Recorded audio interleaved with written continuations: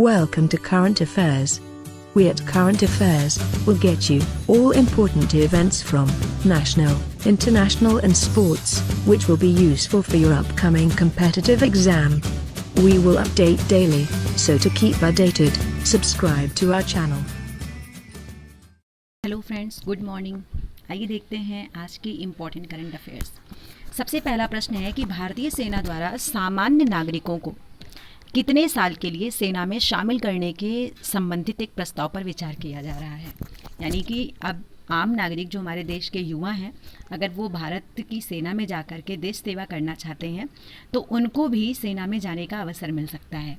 इसके लिए सरकार कोशिश कर रही है और जल्द ही इसके तहत जो भी भर्तियां हैं वो शुरू हो जाएंगी और इसके तहत भारत में 3 साल के लिए कोई भी युवा अगर वो योग्य है तो वो भारतीय सेना में जाकर अपनी सेवा दे सकता है। अगला प्रश्न है, राष्ट्रपति रामनाथ कोविंद ने हाल ही में घोषणा की है कि वे अपने वेतन का कितने प्रतिशत कोरोना महामारी के खिलाफ लड़ाई में भारत सरकार की सहायता के लिए दान प्रदान करेंगे। तो वो करेंगे 30%। हमारे देश के जो राष्ट्रपति हैं उनका जो वेतन होता है वो होता है 5 लाख रुपए और इस 5 लाख का जो 30% है वो राष्ट्रपति जी कोरोना महामारी से लड़ने में सहायता प्रदान करेंगे। अगला प्रश्न है, अंतर्राष्ट्रीय प्रकाश दिवस किस दिन मनाया जाता है। तो ये मनाया जाता है 16 मई को। अगला प्रश्न है, हाल ही में प्रधानमंत्री उज्ज्वला योजना के कितने वर्ष पूरे हुए हैं। तो 4 साल इसके पूरे हो गए हैं।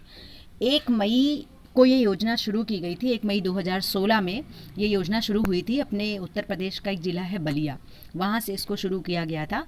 और अभी जो कोविड-19 के खिलाफ जो लड़ाई चल रही है, इसमें जो सरकार के द्वारा राहत पैकेज दिया गया था, इसमें 3 महीने तक लगातार उज्ज्वला योजना के तहत फ्री गैस सिलेंडर भी उज्ज्वला योजना के तहत दिया गया है। फिर अगला प्रश्न है, अंतर्राष्ट्रीय संग्रहालय दिवस यानी कि इंटरनेशनल म्यूजियम डे कब मनाया जाता है। तो ये मनाया जाता है 18 मई को। नेक्स्ट क्वेश्चन है कि वह राज्य सरकार जिसने हाल ही में राज्य में फसल उत्पादन को प्रोत्साहन करने के लिए राजीव गांधी किसान न्याय योजना शुरू करने का फैसला किया है, तो उस राज्य का नाम है छत्तीसगढ़। वित्त मंत्री निर्मला सीतारमण के अनुसार शहरों से गांवों की ओर जा रहे प्रवासी मजदूरों को रोजगार की कमी न हो, इसलिए मनरेगा बजट कितने करोड़ रुपए कर दिया गया है। तो वो कर दिया गया है 40,000 करोड़ रुपए। इंपॉर्टेंट प्रश्न बन रहा है ये कि मनरेगा का बजट कितना किया गया है लेटेस्ट। तो वो किया गया है 40,000 करोड़ रुपए। फिर अगला प्रश्न बनता है कि केंद्रीय रक्षा मंत्री राजनाथ सिंह ने हाल ही में घरेलू रक्षा और एरोस्पेस के लिए कितने करोड़ रुपए की योजना को प्रस्ताव को मंजूरी दी है। तो वो दिया है 400 करोड़ का। फिर अगला प्रश्न है, पद्म भूषण पुरस्कार से सम्मानित और किस देश के राष्ट्रीय प्रोफेसर अनीसुज्जमान का 83 वर्ष की उम्र में निधन हो गया है। प्रश्न इम्पॉर्टेंट है कि इनको पद्म भूषण पुरस्कार मिला था, ये इससे सम्मानित थे और किसी देश के राष्ट्रीय प्रोफेसर थे और इनका नाम है अनीसुज्जमान। 83 इयर्स की इनकी एज थी। इनका रिसेंटली निधन हो गया है और ये रहने वाले थे बांग्लादेश के। फिर अगला प्रश्न है कि विश्व उच्च रक्तचाप दिवस यानी कि हाई ब्लड प्रेशर डे कब मनाया जाता है। तो ये मनाया जाता है 17 मई को। तो उच्च रक्तचाप और इसके प्रबंधन और इसे रोकने के लिए उठाए जाने वाले कदमों के बारे में जागरूकता बढ़ाने के लिए हर साल 17 मई को विश्व उच्च रक्तचाप दिवस मनाया जाता है। उच्च रक्तचाप या बढ़ा हुआ रक्तचाप एक गंभीर चिकित्सा स्थिति होती है जो दिल के दौरे के खतरे को काफ़ी बढ़ा देती है। इससे अंधापन भी हो सकता है, किडनी फेल्योर भी हो सकता है और स्ट्रोक्स भी हो सकते हैं। फिर अगला प्रश्न है जो कि थोड़ा सा आपने इसके बारे में सुना भी होगा कि बंगाल की खाड़ी में एक तूफान जिसका नाम है अम्फान, ये 20 मई यानी कि कल तक भारत में इसके आने की आशंका है। इसको लेकर के कल प्रधानमंत्री ने एक इमरजेंसी बैठक भी बुलाई थी। तो चक्रवाती तूफान अम्फान का उच्चारण किया जाता है और ये शब्द होता है उम्फुन। ये जो इसका जो रूट वर्ड है वो है उम्फुन और ये बंगाल की खाड़ी में एक बेहद भयंकर चक्रवाती तूफान है जो उड़ीसा और पश्चिम बंगाल को टक्कर देगा। इवन ये भारत आ ही चुका है, तमिलनाडु में से काफ़ी नुकसान भी हो चुका है। भारत मौसम विज्ञान विभाग ने राज्यों को चेतावनी दी है और यहाँ पर जो सबसे इम्पोर्टेंट प्रश्न बनता है कॉम्पिटिटिव एग्ज़ाम के लिए वो ये बनता है कि अम्फान नाम किस देश के द्वारा दिया गया है। तो वो दिया गया है थाईलैंड के द्वारा। तो आपको यहाँ पर ये ध्यान रखना है। अगला प्रश्न है कि मध्य प्रदेश में चरण पादुका अभियान शुरू किया गया है। तो एमपी की राज्य सरकार ने राज्य से गुजरने वाले प्रवासी श्रमिक और मजदूरों के लिए चरण पादुका अभियान नामक अपनी तरह की एक पहली पहल की शुरुआत की है। राज्य सरकार उन प्रवासी मजदूरों को जूते और चप्पल मुहैया करा रही है जो अपने घर से नंगे पांव जा रहे हैं। प्रवासी श्रमिकों के दर्द को कम करने के लिए ये पहल शुरू की गई है। तो ये सरकार की तरफ से एक अच्छा प्रयास है कि कोई भी नंगे पैर सफ़र ना करे। फिर अभी जो हमने स्टार्टिंग में क्वेश्चन आपसे डिस्कस किया था कि 3 साल के लिए युवाओं को सेना में भेजने की बात कही जा रही है, तो इसके बारे में अगर देखा जाए डिटेल में तो भारतीय सेना ने एक इंटर्नशिप शुरू की है। उसका नाम है टूर ऑफ ड्यूटी। तो भारतीय सेना द्वारा टूर ऑफ ड्यूटी इंटर्नशिप शुरू की गई है। टूर ऑफ ड्यूटी पहल युवाओं को सेना में भर्ती होने और अधिकारियों और जवानों के रूप में काम करने के लिए 3 साल की इंटर्नशिप है। इंटर्नशिप उन यूथ के लिए है जो रोमांच का अनुभव करते हैं लेकिन रक्षा बलों में करियर बनाना नहीं चाहते हैं। यानी वो जाना तो चाहते हैं डिफेंस में, लेकिन वो ये नहीं चाहते कि हम इस डिफेंस में जाकर के अपना करियर बनाएं। इसलिए उनको मात्र 3 साल के लिए यहाँ पर भेजा जाएगा। फिर अभी हमने बात किया था कि blood pressure day, world blood pressure day, high blood pressure day 17 मई को सेलिब्रेट किया जाता है। इस बार की जो थीम थी वो थी major your blood pressure, control it live longer. Mayor your blood pressure, control it life longer. Next question था उपग्रहों की निगरानी और सुरक्षा के लिए स्पेस ऑपरेशन स्क्वाड्रन नाम से नया अंतरिक्ष रक्षा बल स्थापित करने वाला देश, तो उस देश का नाम है जापान। फिर नेक्स्ट क्वेश्चन बनता है कि संस्थान द्वारा पहली बार आभासी और 73वीं विश्व स्वास्थ्य सभा का उद्घाटन 18 मई 2020 को किया गया। तो ये जो संस्थान था उस संस्थान का नाम है WHO। यानी WHO ने 18 मई को पहली बार आभासी यानी कि वर्चुअली और 73rd विश्व स्वास्थ्य सभा का उद्घाटन किया है। इजराइल के प्रधानमंत्री हैं जिनका नाम है बेंजामिन नेतन्याहू। इन्होंने 17 मई को 5वीं बार इजराइल के प्रधानमंत्री के रूप में शपथ ली है। यानी लगातार यहाँ पे ये पाँच बार से लगातार ये वहाँ के प्रधानमंत्री बन रहे हैं। indianchess.com लीग इन प्रतियोगिता का जो विजेता संघ है वो है चेस गुरुकुल। इसमें जो नाम है वो है आर प्रज्ञानंदन और कार्तिकेयन मुरली। फिर अगला प्रश्न है 17 मई 2020 को एक अंतर्राष्ट्रीय संगठन और अंतर्राष्ट्रीय ओलंपिक समिति ने खेल और शारीरिक गतिविधि के माध्यम से स्वास्थ्य को बढ़ावा देने के लिए एक साथ काम करने के लिए एक समझौते पर हस्ताक्षर किए हैं। तो हस्ताक्षर किए गए हैं WHO के साथ यानी कि वर्ल्ड हेल्थ ऑर्गेनाइजेशन के साथ। 11 वर्षों के बाद तमिलनाडु में कावेरी डेल्टा के किसानों के लिए स्टैनली जलाशय का ही दूसरा नाम है मैटूर बांध 12 जून 2020 को खोला जाएगा। ये कहाँ है? तो ये सलीम जिला पड़ता है तमिलनाडु में। तमिलनाडु में कावेरी नदी पर एक बांध है, बहुत फेमस बांध है मैटूर बांध, और इसी के पीछे बनाया गया है स्टैनली जलाशय। इसको जून 2020 में खोल दिया जाएगा। नेक्स्ट क्वेश्चन है कर्नाटक का पहला साइबर सुरक्षा विशिष्ट एक्सीलेटर ये क्या है? तो इसका नाम है centre for excellence in cyber security और इसका जो ब्रांड है that is hack. Next question है भारतीय नौसेना द्वारा विकसित की गई स्वदेशी निर्मित PPE किट जो गर्म और आर्द्र परिस्थितियों में काम करने वाले स्वास्थ्य कार्यकर्ताओं के लिए एक अभिनव कपड़े द्वारा बनाई जा रही है। उसका नाम है नवरक्षक और ये जो बनाया गया है ये सर्जन है लेफ्टिनेंट कमांडर जिनका नाम है अरनान घोष। इससे जो स्वास्थ्यकर्मी हैं वो PPE किट पहनकर अगर काम करेंगे तो उन्हें गर्मी या जो ह्यूमिडिटी वाली जो सीज़न होगा उसमें काम करने में इनको मदद मिलेगी।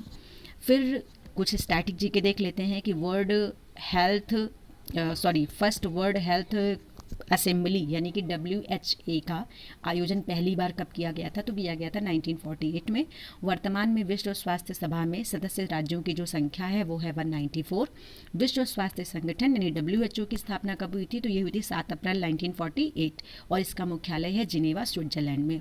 भारतीय नौसेना की स्थापना हुई थी 5 सितंबर 1612।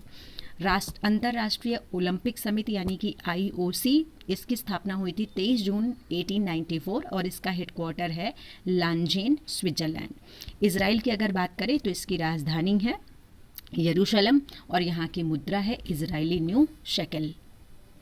फिर प्रश्न बनता है वर्ष 2020 के लिए अंतर्राष्ट्रीय संग्रहालय दिवस जो भी पहले मैंने आपको बताया इस बार की थीम क्या है? तो इस बार की थीम थी museums for equality, diversity and inclusion. फिर 18 मई को मनाया जाता है विश्व एड्स टीका दिवस। ध्यान रखना है, विश्व एड्स टीका दिवस मनाया जाता है, जबकि वर्ल्ड एड्स डे मनाते हैं 1 दिसंबर को। अगला प्रश्न था, डिजिटल ऑनलाइन शिक्षा के लिए बहुपद्धति से प्रवेश के लिए भारत सरकार का नया कार्यक्रम पीएम ई विद्या शुरू किया गया है। ये डिजिटल और ऑनलाइन शिक्षा में मल्टीपल सिस्टम से एंट्री मिलेगी, तो उस जो पूरा प्रोग्राम है, कार्यक्रम है, उसका नाम है पीएम ई विद्या। प्रत्येक बच्चे को वर्ष 2025 तक वर्ग 5वीं के स्तर की शिक्षा पूर्ण रूप से प्राप्त हो, ये सुनिश्चित करने के लिए राष्ट्रीय संस्थापक साक्षरता और न्यूमेरेसी अभियान, ये national foundational literacy and numeracy mission, ये शुरू किया जाएगा दिसंबर 2020 से। फिर एक किताब आई है जिसका नाम है the checkmate, how the BJP one and the lost Maharashtra. इस किताब के जो लेखक है उनका नाम है सुधीर सूर्यवंशी। भारतीय मूल के भाई जो the Sunday times rich list 2020 में रुबन बंधुओं के साथ दूसरे स्थान पर हैं, तो उनका नाम है श्रीचंद और गोपीचंद हिंदुजा। फिर प्रश्न बनता है, the Sunday times rich list 2020 में फर्स्ट नंबर पर कौन है? जो टॉप रिचेस्ट की लिस्ट आई है, तो इस पर टॉप पर हैं जेम्स डाइसन, ये ब्रिटिश आविष्कारक हैं और वहाँ के एक बहुत बड़े इंडस्ट्रियलिस्ट हैं। राष्ट्रीय आपदा प्रबंधन प्राधिकरण NDMA की स्थापना वर्ष 2005 में हुई थी। इसका मुख्यालय नई दिल्ली में है। प्रधानमंत्री उज्ज्वला योजना, इसने भी रिसेंटली 4 साल पूरे किए हैं और इस योजना की शुरुआत हुई थी 1 मई 2016 में यूपी के बलिया से। रियल एस्टेट विनियामक प्राधिकरण यानी कि रेरा या रियल एस्टेट विनिमय और विकास अधिनियम कब से लागू हुआ था? तो ये लागू हुआ है 1 मई 2016 से। फिर बार काउंसिल ऑफ इंडिया की स्थापना कब हुई थी? तो 1961 में हुई थी और इसका मुख्यालय नई दिल्ली में है।